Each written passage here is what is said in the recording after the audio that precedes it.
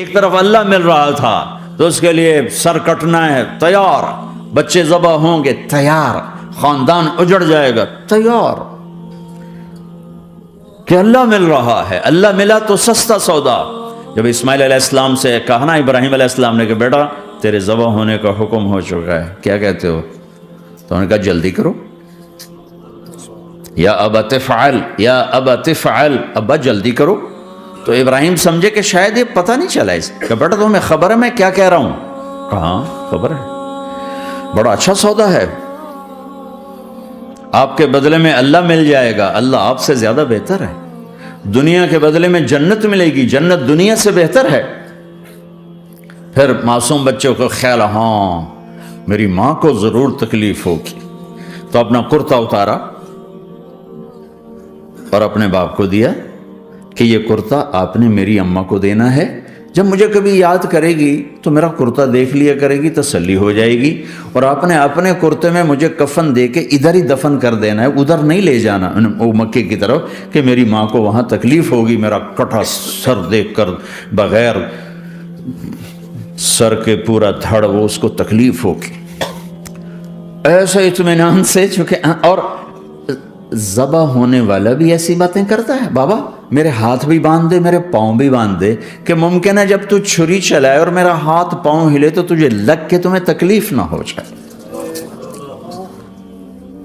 پیسے میں چین ہوتا، زندگی میں چین ہوتا نہیں، اللہ کو پانے میں چین ہے، اور ادھر وہ بھی اللہ کو ڈھونڈ رہا ہے۔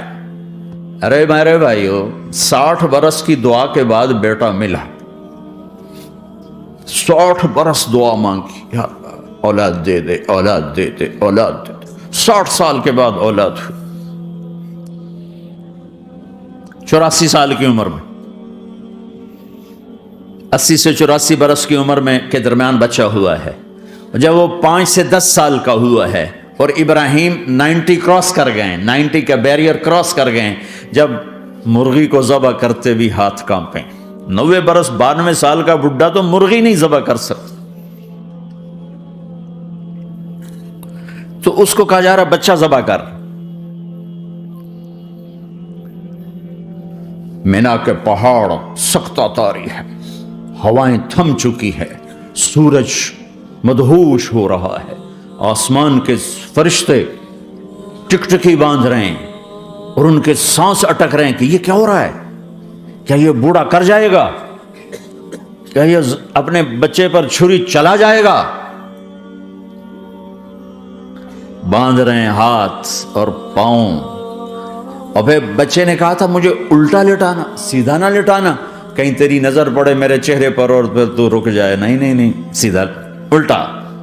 تلہ للجبین، اسماعیل کی وصیت کو قرآن نے بیان کیا، ماتھا ہے ان کے گھٹنے کو ان کی کمر پہ رکھا اور ایسے سر کے بال پکڑے، ایک ہاتھ میں چھری، ایک ہاتھ میں سر کے بال، اور یوں آسمان کو دیکھا، یوں تھوڑا سا اوپر اٹھایا نا تاکہ نیچے سے چھری چلائے۔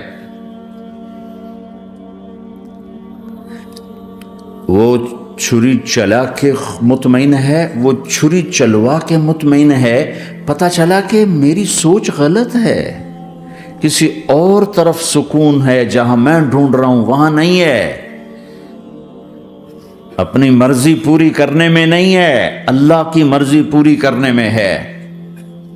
یوں پکڑا، گھٹنا رکھا، یوں دیکھا، آسمان کو دیکھنا تھا کہ فرشتوں کی چیخیں نکل گئی، کہا اے اللہ، ہائے ہائے ہائے، کاش وہ مینا کے پہاڑ ہوتے جہاں یہ قصہ ہوا، اب تو حاجیوں کی وجہ سے انہیں توڑنا پڑا۔ اے اللہ، کیا تو مجھ سے ناراض ہو گیا ہے؟ تو یہ سمجھتا ہے کہ اسماعیل کی محبت میرے دل تجھ سے زیادہ ہوگی؟ نہیں نہیں، میرے اندر تو ہی تو ہے، تیرے سوا کوئی نہیں ہے، اور اگر کوئی میرا تو نے امتحان لینا ہے میں حاضر، ایک اسماعیل کیا لاکھوں قربان ہو سکتے، چھری چلاتی۔ اگر میرا رب صرف دیکھ ہی رہا تھا کہ خلیل کہاں تک جاتا ہے، یاری نبھتی ہے کہ درمیان میں ٹوٹتی ہے. ارے تم سے بچوں پہ چھریاں نہیں چلوا رہا، تم سے کہہ رہا غلط کام چھوڑ دو، وہ تمہاری ہلاکت اور بربادی کا ذریعہ ہیں.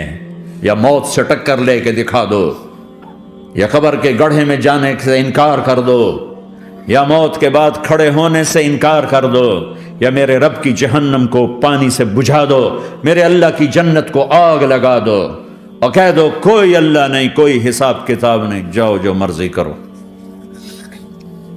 ادھر سب کچھ مانتے ہو، ادھر اسی سے بغاوت کرتے ہو. یہ کیا اسلام ہے؟ یہ کیا زندگی ہے؟ اے اللہ، ناراض ہو گیا ہے کہ میرے دل میں اسماعیل تجھ سے زیادہ نہیں. میرے رب ادھر تو ہی تو ہے، تیرے سوا کوئی نہیں ہے، تو ہی ہے. اور اگر ناراض نہیں کوئی میرا پیپر لے رہا ہے تو میں حاضر ہوں، یہ لے. اللہ اکبر. جو چھری چلائی، ساتوں آسمان کے فرشتوں کی چیخیں نکل. 2 دفعہ آسمان کے فرشتے روئے ہیں، 2 دفعہ ساتوں آسمان کے فرشتے. ایک یہاں ابراہیم و اسماعیل کے اس قصے پر، اور پھر 4000 سال کے بعد جب میرے نبی کو طائف میں پتھر پڑے. ہائے ہائے. جس کے وجود کی قسمیں کھاتا ہے لعمرک، جس کے چہرے کی قسمیں کھاتا ہے والضحی، جس کی زلفوں کی قسمیں کھاتا ہے واللیل اذا سجا، جس کے منہ سے نکلے بول کی قسمیں کھاتا ہے وقیلہ، تیرے بول کی قسم، جس کے شہر کی قسم کھاتا ہے وہذا البلد الامین، جس کی صفائی پیش کرتے ہوئے قسمیں کھاتا ہے والنجم اذا ہوا ما ضل صاحبکم وما غوی، جس کی رسالت پر قسمیں کھاتا ہے یاسین والقرآن الحکیم انک لمن المرسلین، جس کے اخلاق پہ قسمیں کھاتا ہے نون والقلم وما یسطرون ما انت بنعمت ربک بمجنون وان لک لاجرا غیر ممنون وانک لعلی خلق عظیم، جس کی صفائی پیش کرنے کے لیے خود آگے بڑھتا ہے، نبی کو موقع نہیں دیتا، خود آگے بڑھتا ہے، خود آگے. انہوں نے کہا اِنَّا لَتَارِكُ آلِهَتِنَا لِشَاعِرٍ مَجْنُونَ، تو قبل اس کے کہ میرے نبی جواب دیتے، اللہ جواب دینے کے لیے آ گیا. فَلَا أُقْسِمُ بِمَا تُبْصِرُونَ وَمَا لَا تُبْصِرُونَ إِنَّهُ لَقَوْلُ رَسُولٍ كَرِيمٍ وَمَا هُوَ بِقَوْلِ شَاعِرٍ قَلِيلًا مَا تُؤْمِنُونَ وَلَا بِقَوْلِ كَاهِنٍ قَلِيلًا مَا تَذَكَّرُونَ. کہنے والوں نے کہا جادوگر، کہنے والوں نے کہا شاعر، ساحر. میرے رب نے خود جواب دینا، شاعر ہے نہ ساحر ہے نہ جادوگر ہے، میرا حبیب ہے، میرا رسول ہے. حضرت عائشہ نے پوچھا یا رسول اللہ آپ کو سب سے زیادہ تکلیف کہاں پہنچی؟ کہ طائف میں. طائف میں 23 برس میں سب سے زیادہ تکلیف کہاں پہنچی؟ فرمایا طائف میں. جنہوں نے اتنی زیادہ تکلیف پہنچائی تھی ان سے بدلہ لینے کا وقت آ گیا ہے، اور فرشتہ حاضر ہے، اللہ کی منشا شامل ہے، کر دوں؟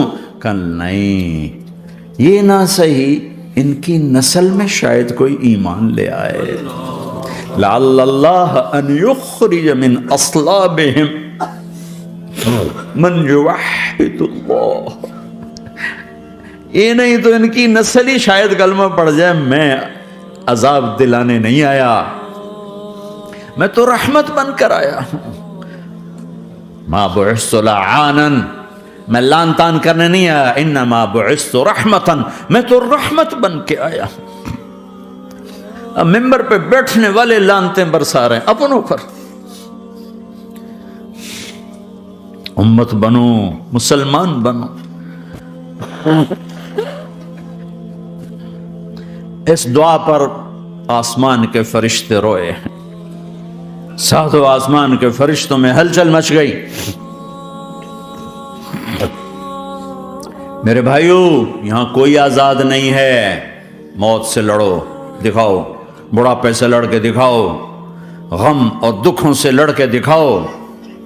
یہاں پابند بن کے چلو اس اللہ کے جس کی شہنشاہی ہے، اس اللہ کے جس نے مجھے بنایا، اس اللہ کے پابند بنو جس نے مجھے آنکھوں کا نور دیا، زبان میں بول دیا، جسم میں طاقت دی، عقل کو سمجھنے کے اوصاف دیے، اس اللہ کے پابند بن کے چلو جس نے قرآن کو اتارا، جس نے دھرتی کو بچھایا، جس نے آسمان کو اٹھایا، جو موت دینے والا ہے، جو موت کے بعد اٹھانے والا ہے، اس اللہ کے پابند بن کے چلو جو میرے جسم کو چورا چورا کرنے والا ہے، میری ہڈیوں کو ریت کی طرح ذرہ ذرہ کرنے والا ہے، اس اللہ کی مان کے چلو جو پھر مجھے میرے اس پارا پارا وجود کو پھر جمع کرنے والا ہے، اس اللہ کے سامنے جھکو جو قبروں کو پھاڑ کر مجھے پھر کھڑا کرنے والا ہے، اس اللہ کے سامنے جھکو جو ساری آدم کی مردہ نسل کو دوبارہ زندہ کرنے والا ہے،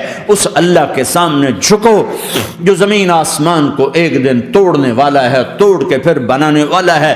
اذا السماء انفطرت وَإِذَا الْكَوَاكِبُ انتَثَرَتْ وَإِذَا الْبِحَارُ فُجِّرَتْ وَإِذَا الْقُبُورُ بُعْثِرَتْ، زمین آسمان کو ہلا رہا ہے، موت دے رہا ہے۔ اِذَا زُلْزِلَتِ الْأَرْضُ زِلْزَالَهَا، زمین پہ موت آ رہی ہے۔ اِذَا السَّمَاءُ انفطرت، آسمان مر رہا ہے۔ اِذَا الشَّمْسُ كُوِّرَتْ، چاند سورج مر رہا ہے۔ وَإِذَا الْجِبَالُ سُيِّرَتْ، یہ پہاڑوں کی موت ہے۔ عرش فرش لوح قلم کرسی ہر شے کو فنا کے گھاٹ اتارنے والا اور خود ہمیشہ باقی رہنے والا، دائم رہنے والا، قائم رہنے والا، اپنی ذات میں قائم، اپنی ذات میں دائم، موت سے پاک، تھکن سے پاک، نیند سے پاک، اونگ سے پاک، ظلم سے پاک، ذوق سے پاک، خزانوں کا مالک، عزت کا مالک، قوت کا مالک، شہنشاہی کا مالک، کبریائی کا مالک، ہیمنت کا مالک، جبروت کا مالک، خزانوں کا مالک، فرشتوں کا مالک، جبریل کا مالک، میکائیل کا مالک، اسرافیل کا مالک، اسرائیل کا مالک، طارق جمیل کا مالک، برمنگم والوں کا مالک، آدم کی ساری نسل کا مالک، 2 پاؤں پہ چلنے والوں پر بادشاہ، 4 پاؤں پہ چلنے والوں کا مالک، پانی کی مخلوق، ہوا کی مخلوق، زمین کی مخلوق، رینگنے والے، اڑنے والے، تیرنے والے، جھپٹنے والے، دھاڑنے والے، پھاڑنے والے، ڈسنے والے، سب پر میرے اللہ کی شہنشاہی ہے۔ للہ ملک السماوات والارض وما فیہن، لہ ما فی السماوات وما فی الارض وما بینہما وما تحت الثری وان تجہر بالقول فانہ یعلم السر واخفی۔ وہ کون ہے؟ اللہ۔